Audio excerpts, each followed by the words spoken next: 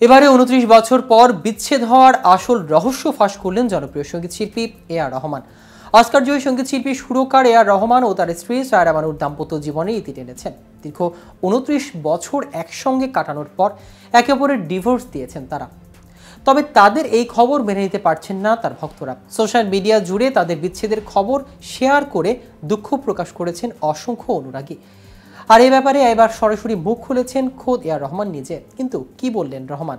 তার দীর্ঘ দাম্পত্য জীবনে বিচ্ছেদের আসল রহস্য কি, তা নিয়ে বিস্তারিত থাকছে আজকের প্রতিবেদনের বাকি অংশে। কেটিভি শোবিজ চ্যানেল থেকে আপনাদের সাথে আছি আমি মাহমুদ রহমান সিয়াম।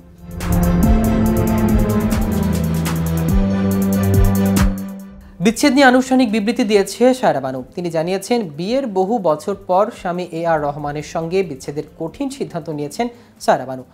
অনেক মানসিক চাপের পরই এই সিদ্ধান্ততে পৌঁছেছেন তারা।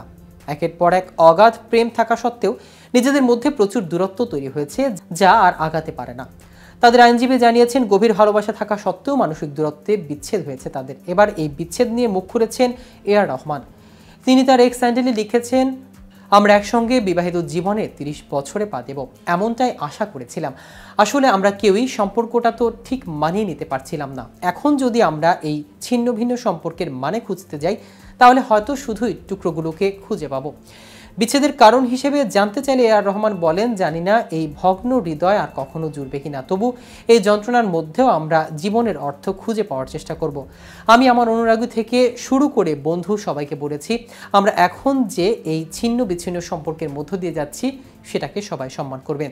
আমি আশা করব আপনারা আমাদের গোপনীয়তাকে সম্মান করবেন, ঠিক এতদিন যেভাবে করে এসেছেন, আর এর জন্য সবাইকে ধন্যবাদ। ১৯৯৫ সালে বিয়ে করেন এ.আর রহমান ও সায়রা। পরিবারের পছন্দে বিয়ে হয়েছিল তাদের। এই দম্পতির ঘরে খাদিজা, রহিমা আর আমিন নামে ৩ সন্তান রয়েছে। এ.আর রহমানের ছেলে আমিন ইনস্টাগ্রামে দেয়া একটি পোস্টে লিখেছেন, এই সময়টা সবার কাছে ব্যক্তিগত ও গোপনীয়তা চাইছি। এর আগে এ.আর রহমান লিখেছেন, তাদের আশা ছিল বিয়ের ৩০ বছর উদযাপন করবেন, কিন্তু সেটি হলো না। প্রসঙ্গত, এ.আর রহমান হলেন একজন ভারতীয় সঙ্গীত পরিচালক, গায়ক ও সঙ্গীত প্রযোজক। তিনি প্রচুর হিন্দি ও দক্ষিণ ভারতীয় চলচ্চিত্রে সঙ্গীত পরিচালনা করেছেন। তার জন্মস্থান ভারতের মাদ্রাজে। তার পিতার নাম আর কে শেখর। মুসলিম হিসেবে ধর্মান্তরিত হওয়ার আগে এ.আর রহমানের নাম ছিল এ.এস দিলীপ কুমার।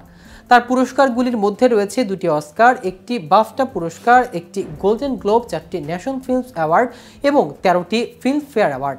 তার কাজের জন্য তাকে মাদ্রাজের মেজার্ড বলা হয় এবং তামিল ভক্তরা তাকে মিউজিকের ঝড় উপাধি দিয়ে ভূষিত করেছেন।